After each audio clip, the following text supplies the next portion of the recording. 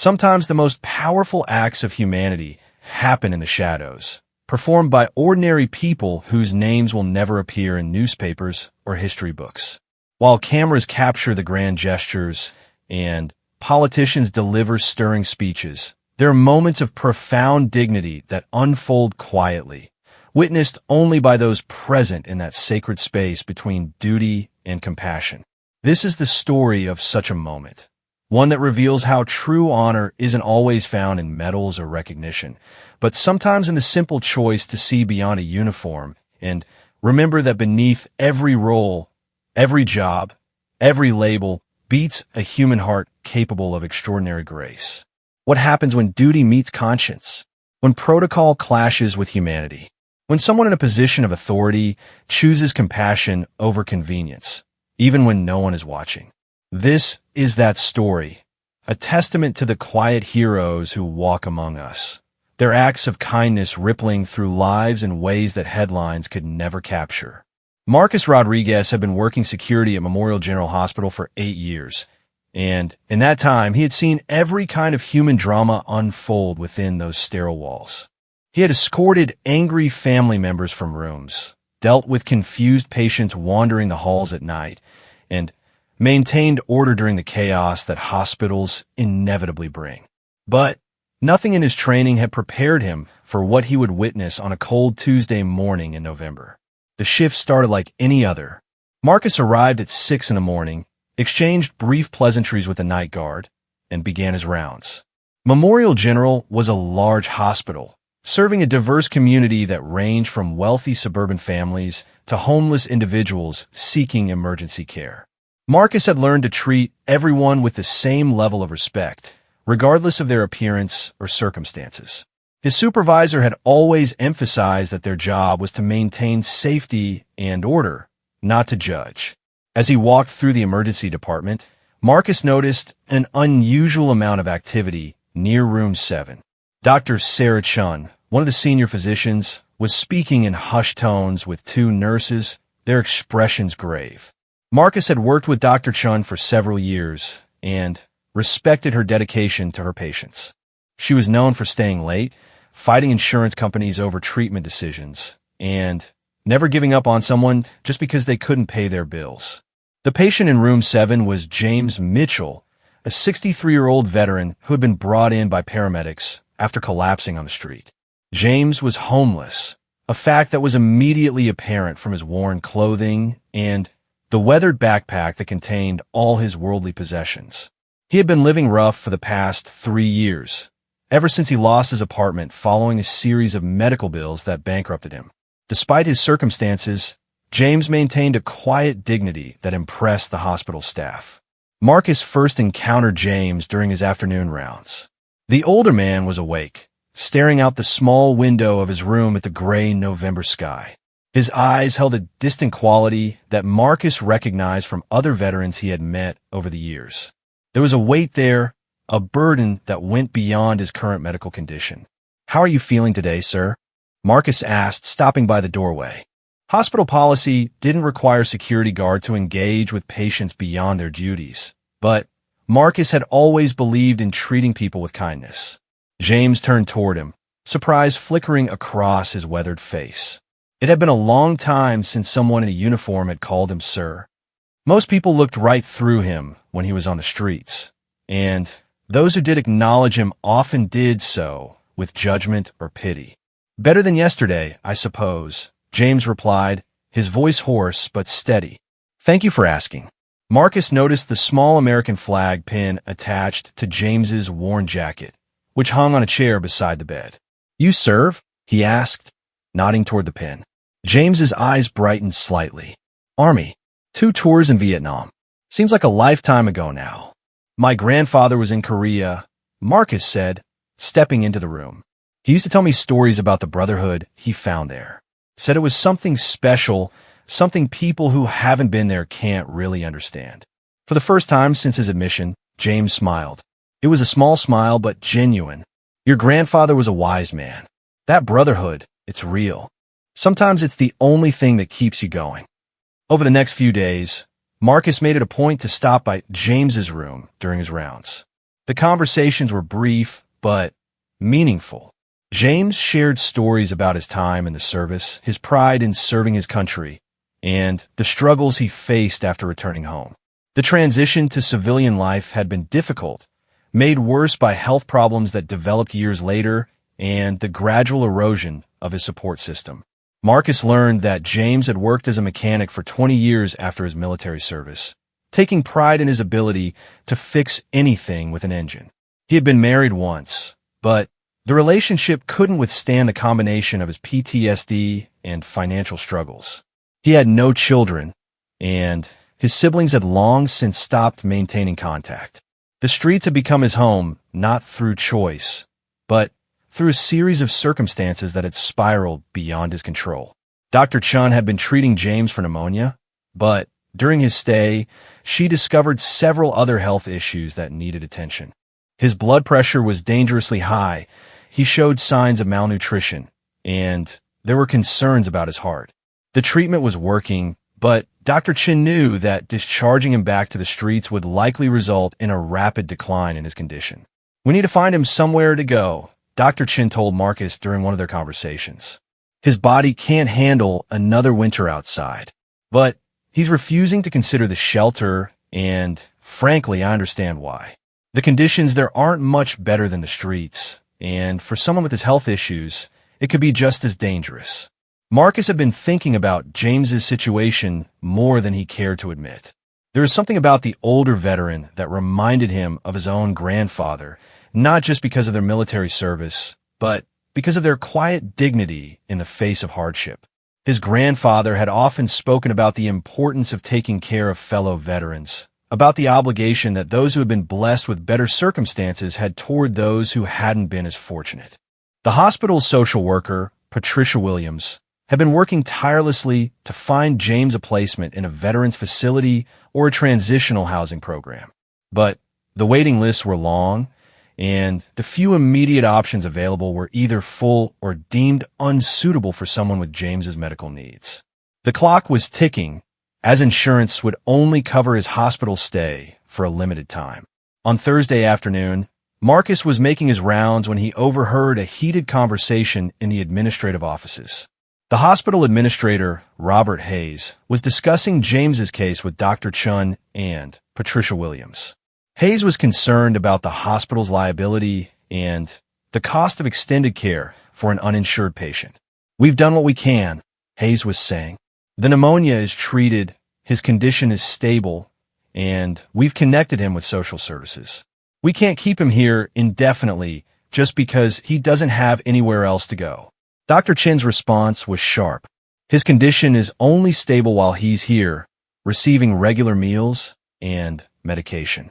The moment he's back on the streets, especially with winter coming, he'll be back in the emergency room within a week, if he's lucky. I understand your concern, doctor, but we have policies and budget constraints. We can't solve the homeless crisis one patient at a time." Marcus felt a knot forming in his stomach as he listened to the conversation. He understood the hospital's position, but he also knew that discharging James without proper housing was essentially a death sentence. The older veteran had served his country, had worked and paid taxes for decades, and now found himself caught in a system that seemed designed to fail people like him. That evening, Marcus couldn't stop thinking about the conversation he had overheard. He drove home to his modest apartment, but instead of his usual routine of dinner and television, he found himself pacing the living room, wrestling with a decision that was growing stronger in his mind with each passing minute. Marcus had always been a practical person. He lived within his means, saved what he could, and avoided taking unnecessary risks. His security guard salary wasn't substantial, but it was steady, and he had managed to build a small emergency fund over the years. He lived alone in a 2-bedroom apartment, having moved there after his mother passed away 2 years earlier. The second bedroom had become a storage space for her belongings that he couldn't bring himself to donate or throw away. As he looked around his apartment, Marcus thought about his grandfather's stories and the values that had been instilled in him from a young age. His grandfather had always emphasized the importance of helping those in need, particularly fellow veterans. When you have the ability to help someone, and you choose not to, his grandfather had said. You're making a choice about who you are as a person. The next morning, Marcus arrived at work with a sense of purpose he hadn't felt in years. He went directly to James's room, where the older veteran was sitting up in bed, looking more frail than he had the previous day. The stress of not knowing where he would go was clearly taking a toll on his recovery. "Good morning, James," Marcus said, his voice steady despite the nervousness he felt. "Morning, Marcus. I want to thank you for the kindness you've shown me these past few days. It's meant more than you know." Marcus pulled a chair closer to the bed and sat down. "James, I want to talk to you about something. I know you're worried about where you'll go when you're discharged, and I have a proposition for you." James looked at him with curiosity and a hint of wariness. He had learned to be suspicious of offers that seemed too good to be true. "I have a spare room in my apartment," Marcus continued. "It's not fancy, but it's warm and safe. I'd like you to consider staying there while you recover and figure out your next steps. No strings attached, no timeline pressure. Just a place to get back on your feet." The silence that followed seemed to stretch for minutes, though it was probably only seconds. James stared at Marcus with an expression that cycled through disbelief, gratitude, and concern. "Son, I appreciate the offer more than you know, but I can't accept charity. I've got nothing to offer in return, and I won't be a burden to someone who's already done more for me than anyone had a right to expect." Marcus had anticipated this response and had prepared his answer. "It's not charity, James. My grandfather always told me that we take care of each other, especially those who served. Besides, I could use the company. The apartment's been too quiet since my mother passed."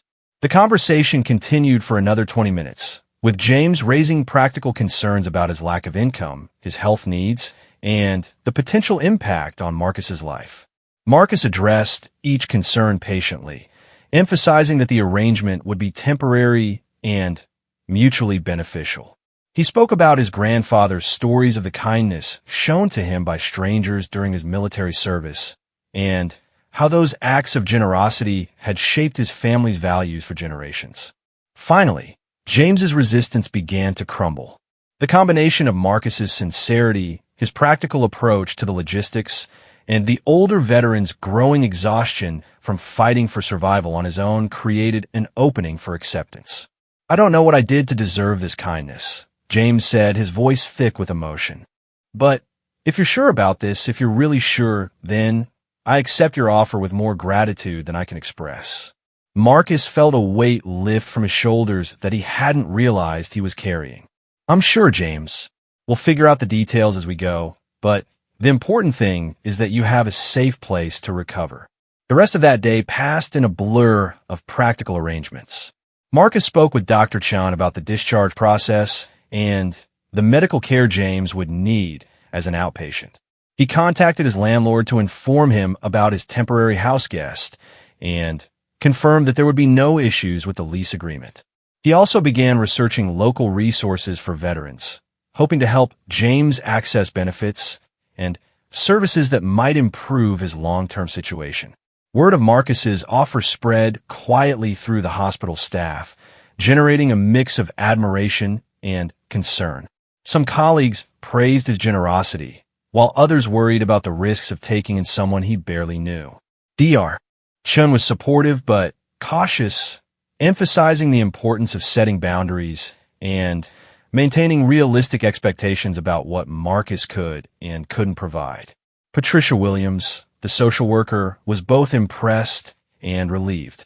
She had seen too many cases where patients were discharged to inadequate situations, leading to rapid readmissions or worse outcomes.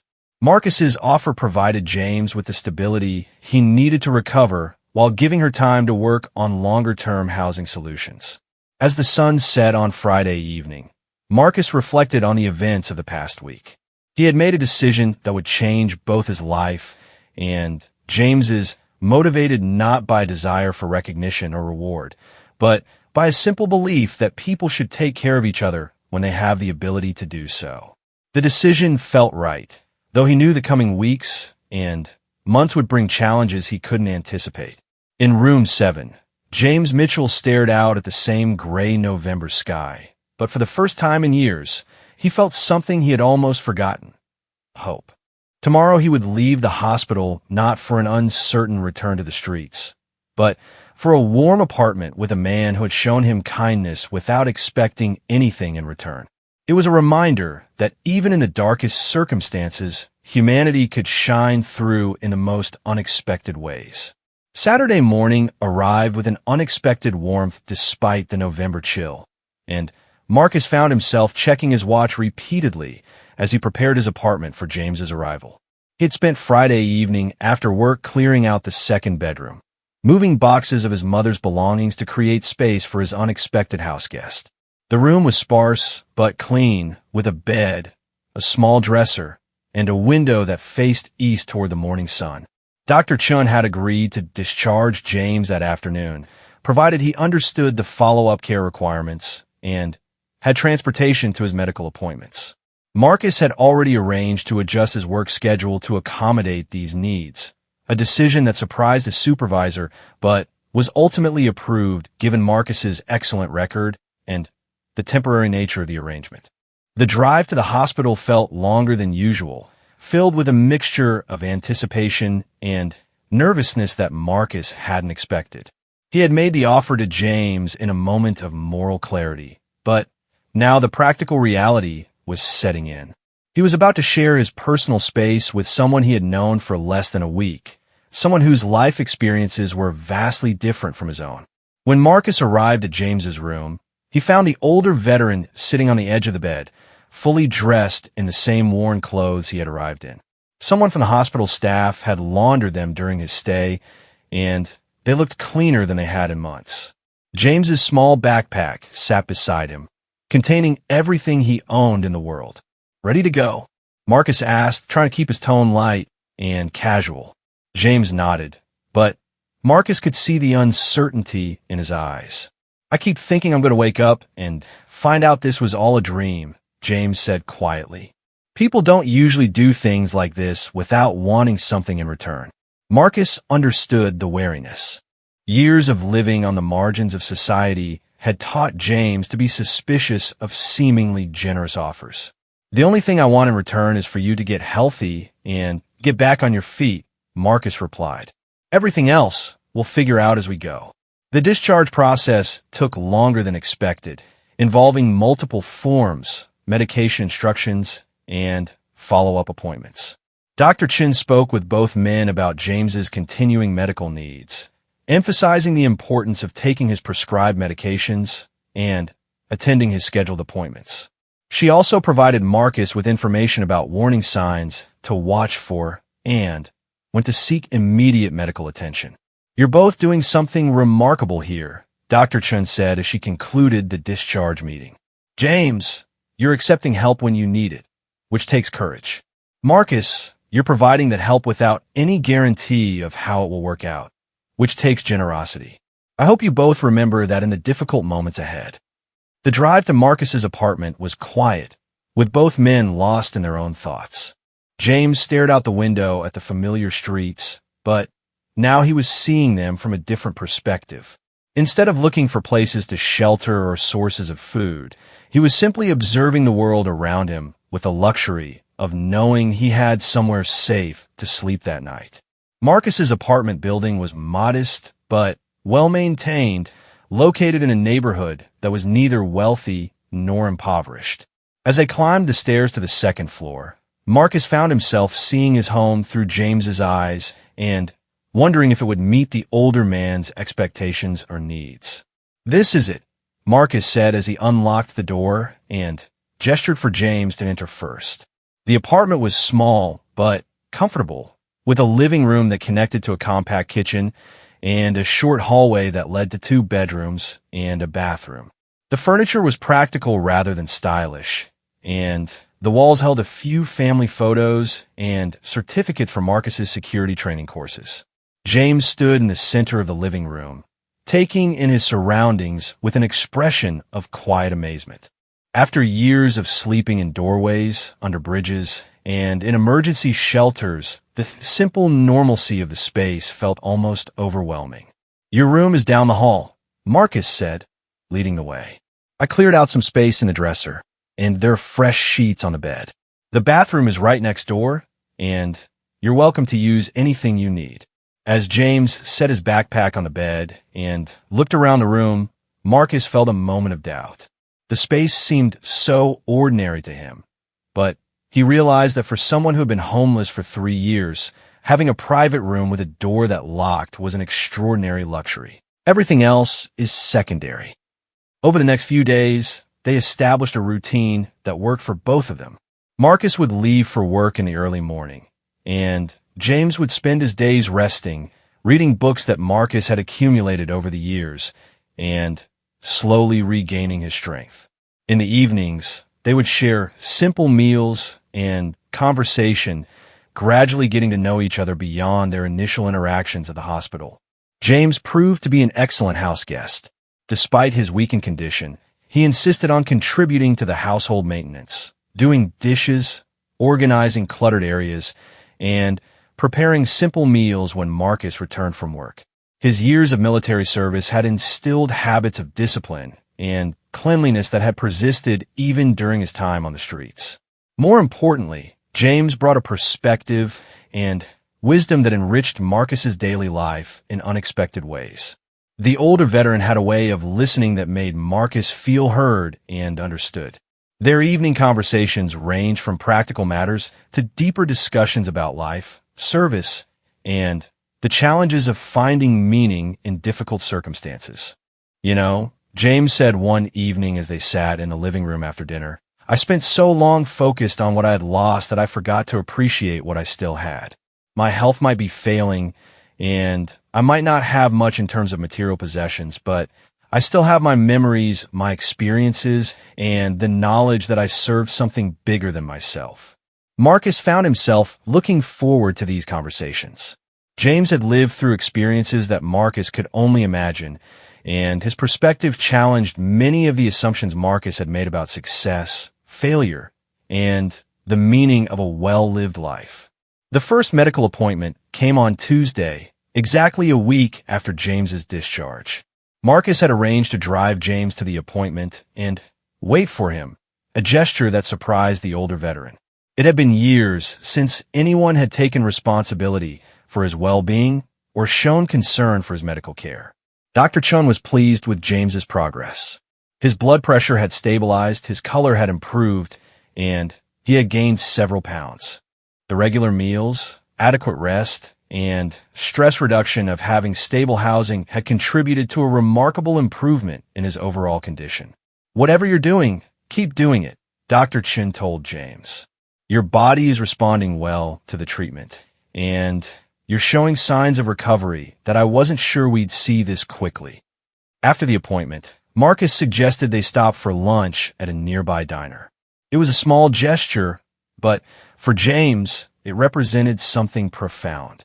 For the first time in years, he was entering a restaurant as a customer rather than someone hoping for charity or trying to avoid being asked to leave.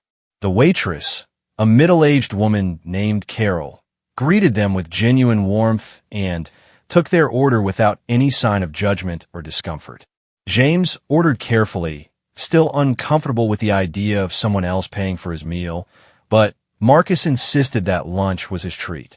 "I used to come to places like this all the time," James said, looking around the diner with a mixture of nostalgia and sadness. "After I got out of the service, I had a regular place where I'd eat breakfast before work. The owner knew my order by heart, and we'd talk about the weather or the local baseball team. I took it for granted then, the simple pleasure of being a regular customer somewhere." Marcus listened to these stories with growing appreciation for the normalcy of his own life and the many small dignities that James had been forced to give up. The conversation reinforced his decision to offer help, but it also highlighted the broader social failures that had led to James's homelessness in the first place. Over the following weeks, a routine developed that worked well for both men. Marcus would leave for work each morning, often returning to find that James had prepared dinner or completed some household task that Marcus had been putting off. The older veteran had a gift for small repairs and maintenance, skills developed during his years as a mechanic that he was eager to use as a way of contributing to the household. James's health continued to improve steadily. He gained weight, his energy levels increased, and the persistent cough that had plagued him for months finally subsided. The transformation was remarkable, demonstrating how quickly the human body could recover when provided with basic necessities like adequate nutrition, shelter, and medical care. The psychological benefits were equally significant. James began to stand straighter, make more eye contact, and engage more confidently in conversations with strangers. The constant stress of survival that had dominated his life for 3 years was gradually being replaced by a sense of security and hope for the future.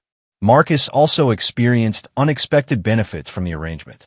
Coming home to someone who was genuinely glad to see him, sharing meals and conversations with someone whose life experiences were vastly different from his own, and witnessing James's gradual recovery provided a sense of purpose and fulfillment that Marcus hadn't realized he was missing.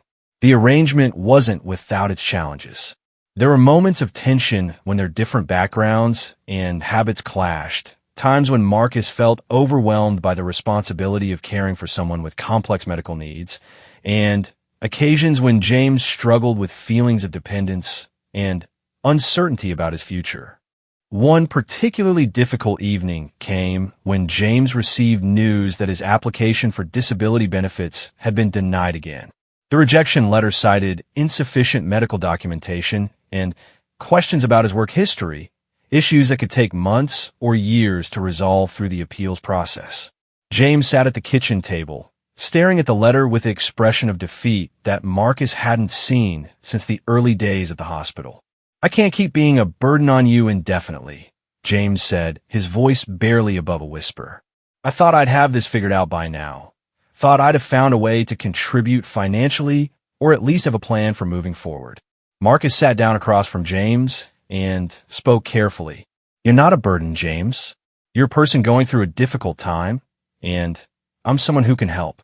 That's not charity or pity. It's just people taking care of each other."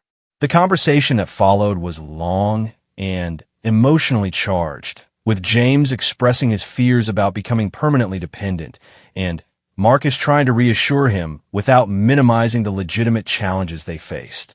They talked about the practical realities of their arrangement, the importance of continuing to work toward James's independence, and the value of the relationship they had built regardless of its ultimate duration.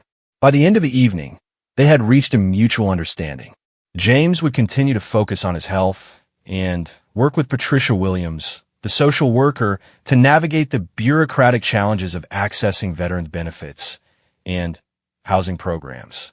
Marcus would continue to provide temporary housing and support with the understanding that the arrangement was open-ended but not permanent. The breakthrough came in early December, almost a month after James had moved in with Marcus. Patricia Williams called with news that a spot had opened up in a veterans transitional housing program that would provide James with his own studio apartment while offering job training, counseling services, and assistance with benefits applications. The program had a waiting list of over a year, but James's medical records and Marcus's advocacy had moved him up the priority list. The news was bittersweet for both men. James was excited about the prospect of regaining his independence and accessing services specifically designed for veterans in his situation. Marcus was proud of James's progress and relieved that a longer-term solution had been found, but he also realized that he would miss the companionship and sense of purpose that James's presence had brought to his life. They spent James's remaining days in the apartment helping him prepare for the transition. Marcus drove him to visit the transitional housing facility, helped him understand the program requirements, and worked with him to organize the few possessions he had accumulated during his stay. They also spent time discussing the lessons they had learned from their time together and the impact the experience had had on both of their perspectives. The day before James was scheduled to move to the transitional housing program, he and Marcus sat on the apartment's small balcony, sharing a quiet moment as the sun set over the city. The conversation turned to reflections on the past month and the unexpected friendship that had developed between them. "You saved my life," James said simply. "Not just by giving me a place to stay, but by treating me like a human being worth saving. I had started to believe that I was invisible, that nobody cared whether I lived or died. You proved me wrong." Marcus felt the weight of those words and the responsibility they represented. "You would have found a way to survive," he replied. "You're stronger than you know. I just provided a temporary safe space while you figured things out." James shook his head. "It was more than that, Marcus. It was hope. When you made that offer in the hospital room, you gave me hope that there were still good people in the world, still reasons to keep fighting. That hope made all the difference." As they sat in comfortable silence, both men reflected on the changes the past month had brought to their lives. For James, it represented a turning point from despair to possibility, from isolation to connection, from survival to recovery. For Marcus, it had provided a deeper understanding of his own values and capabilities, a sense of purpose that extended beyond his daily routine, and a friendship that had enriched his life in ways he was still discovering. The morning of James's move to the transitional housing program arrived with an unexpected snowfall, the first of the winter season. Marcus stood at his kitchen window, watching the flakes drift past the street lights while his coffee brewed, thinking about how different this moment felt compared to a month ago. The apartment, which had felt comfortably inhabited with two people, now seemed to echo with anticipation of James's departure. James emerged from his room carrying his backpack, which now contained not only his original possessions, but also some additional clothing that Marcus had insisted he take, along with a small toolkit that Marcus had put together from his own supplies. The older veteran had protested the gifts initially, but Marcus had convinced him that tools were an investment in his future rather than charity. "Ready for your next adventure?" Marcus asked, trying to keep the mood light despite the emotional weight of the moment. James nodded, but his expression revealed the mixture of excitement and apprehension he felt about the transition. The past month had provided him with stability and friendship, two things he had learned not to take for granted. Now he was facing another change, another adjustment to new surroundings and new expectations. The drive to the Veterans Transitional Housing Program took them through neighborhoods that James recognized from his time on the streets, but now he was seeing them through different eyes. Instead of scanning for potential sleeping spots or sources of food, he was observing them as areas where he might soon be living and working as he rebuilt his life. The facility itself was modest but well-maintained, a converted apartment complex that housed 30 veterans in various stages of recovery and reintegration. Marcus had visited the site with James the previous week, but today felt different as they approached it as James's new home rather than just another potential option. Sarah Martinez, the program coordinator, met them at the entrance with a warm smile and a folder containing James's orientation materials. She had worked with homeless veterans for over a decade and had developed an intuitive understanding of the complex emotions involved in these transitions. "Welcome home, James," she said, extending her hand. "We're glad to have you as part of our community." The word home resonated with James in ways that Sarah probably intended, but that struck him particularly powerfully.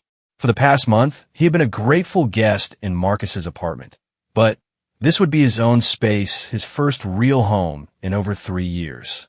James's studio apartment was small, but complete, with a kitchenette, a bathroom, and enough space for a bed, desk, and small seating area. The walls were painted a warm beige color, and large windows faced east toward the morning sun. Most importantly, it was a private space where he could begin to rebuild his sense of identity and independence. Marcus helped James unpack his few belongings, a process that took only a few minutes, but carried symbolic weight far beyond the practical task. As they arranged James's possessions in their new locations, both men were acutely aware that this represented the end of one chapter and the beginning of another.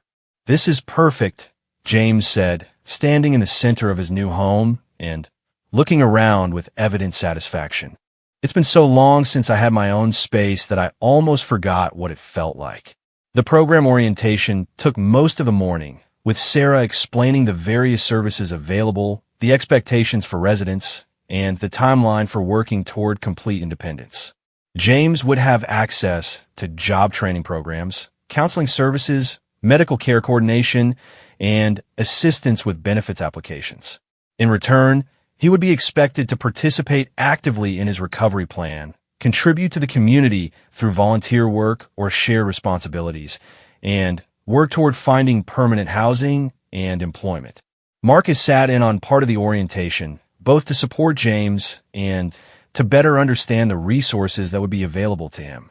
He was impressed by the comprehensive nature of the program and the obvious dedication of the staff, but he also recognized that James's success would ultimately depend on his own motivation and effort.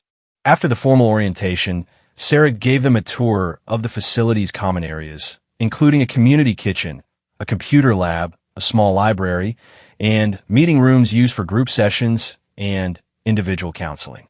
Several other residents greeted James with friendly nods or brief conversations, creating an atmosphere of welcome that helped ease his nervousness about joining an established community. The most significant moment of the day came when Sarah handed James his apartment key, a simple gesture that represented something profound for someone who had been homeless for 3 years. James held the key in his palm for several seconds, studying it as if he couldn't quite believe it was real. I keep thinking someone is going to change their mind and tell me there's been a mistake, James said quietly to Marcus as they stood outside his new apartment door. Marcus understood the feeling. After years of disappointment and broken promises, it was natural for James to protect himself by expecting the worst. "There's no mistake," Marcus replied. "You earned this opportunity through your hard work and determination. Now you get to prove to yourself what the rest of us already know about your strength and capabilities." The afternoon was spent helping James get settled and familiar with his new surroundings. They walked to the nearby grocery store so James could stock his kitchenette with basic supplies, visited the bus stop he would use for transportation to appointments and job interviews, and identified other essential services in the neighborhood. As the day progressed, Marcus found himself paying attention to details that revealed James's growing confidence and sense of ownership over his new situation. The older veteran stood straighter as he interacted with store clerks and program staff, made eye contact more readily, and spoke with increasing authority about his plans and goals. The emotional climax of the day came that evening, as Marcus prepared to return to his own apartment and leave James to spend his first night in his new home. Both men had been avoiding direct discussion of their feelings about the separation, but now they had to acknowledge that their daily relationship was changing. "I want you to know," James said as they stood in the doorway of his studio apartment, "that this month with you has been the most important time of my life in years. You didn't just give me a place to stay, you gave me back my dignity and my hope for the future." Marcus felt the weight of those words and the responsibility they represented. He had made a simple offer to help someone in need, but the impact had been far more significant than he had anticipated. "You did the hard work of recovery, James. I just provided a safe space while you figured things out." They embraced briefly, an unexpected gesture for both men, but one that felt appropriate to mark the transition. Marcus promised to stay in touch and to visit regularly, while James committed to keeping Marcus updated on his progress through the program. The drive back to his own apartment gave Marcus time to process the events of the past month and their broader significance. What had started as an impulse to help someone in need had evolved into a relationship that had changed both of their lives in fundamental ways. Marcus had learned about resilience, dignity, and the power of simple human kindness. James had regained his health, his hope, and his sense of possibility for the future. Over the following weeks, Marcus and James maintained regular contact through phone calls and occasional visits. James thrived in the transitional housing program, participating actively in job training courses and making significant progress on his benefits applications. More importantly, He formed friendships with other residents and began to see himself as part of a community rather than as an isolated individual struggling alone.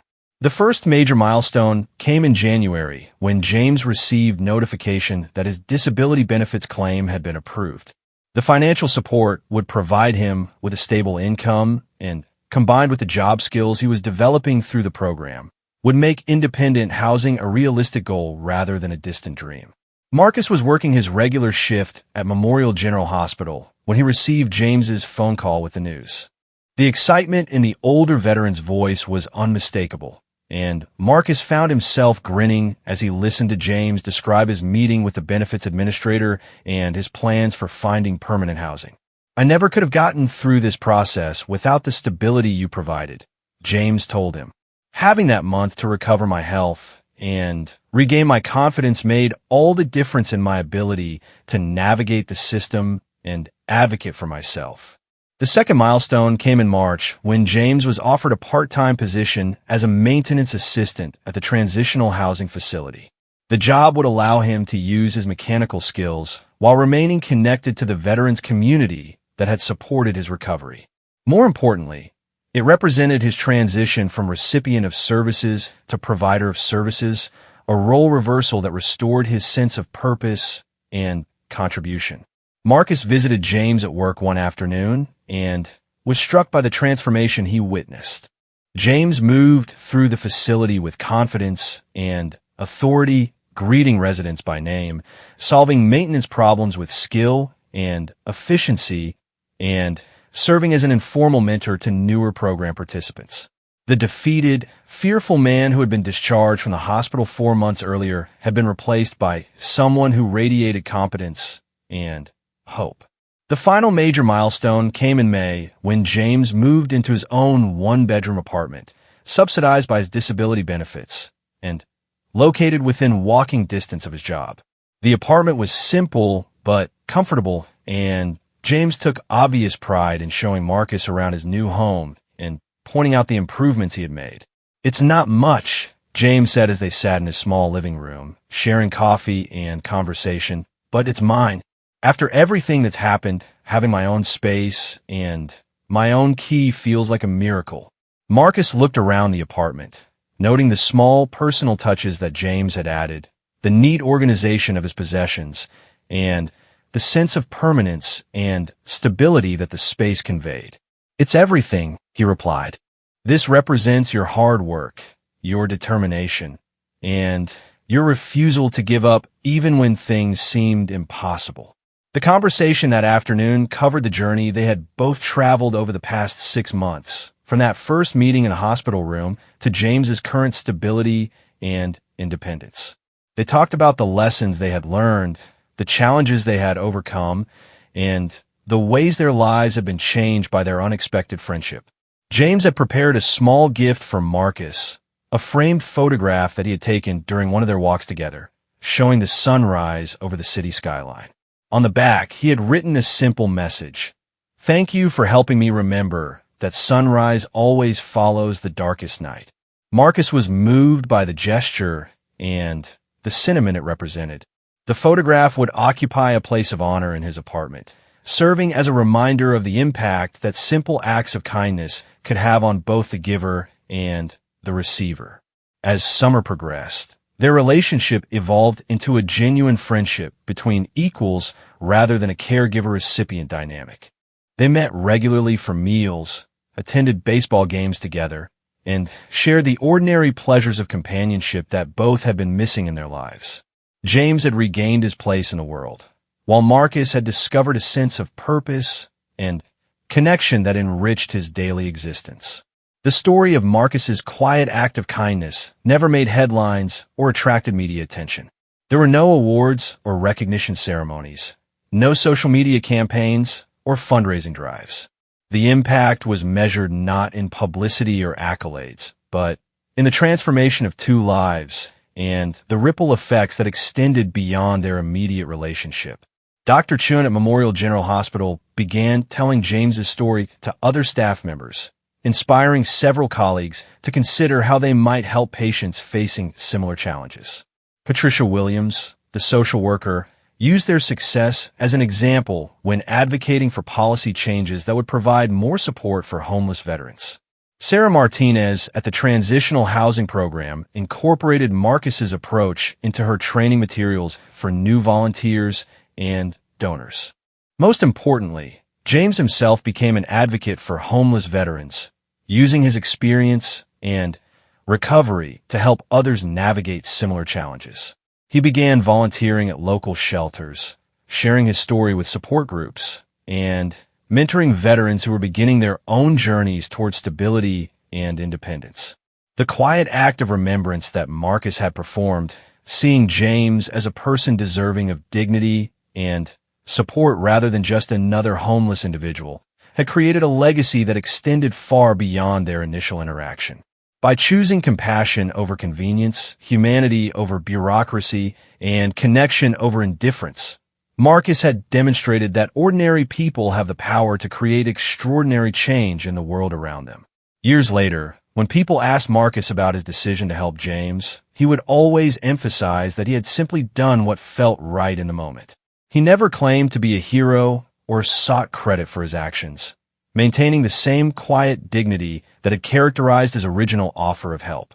The recognition he valued most came not from external sources, but from a knowledge that he had made a difference in someone's life and had discovered something important about his own capacity for compassion and service. James continued to thrive in his new life, eventually being promoted to head of maintenance at the transitional housing facility and becoming a respected voice in the local veterans community. He never forgot the lesson that Marcus had taught him about the power of human kindness and the importance of helping others when the opportunity arose. The story of their relationship became a testament to the quiet heroes who walk among us, performing acts of kindness and compassion that never make headlines, but that change lives in profound and lasting ways. It served as a reminder that beneath every uniform, every job title, and every social role, there exists the potential for extraordinary humanity, waiting for the right moment to shine through the ordinary circumstances of daily life.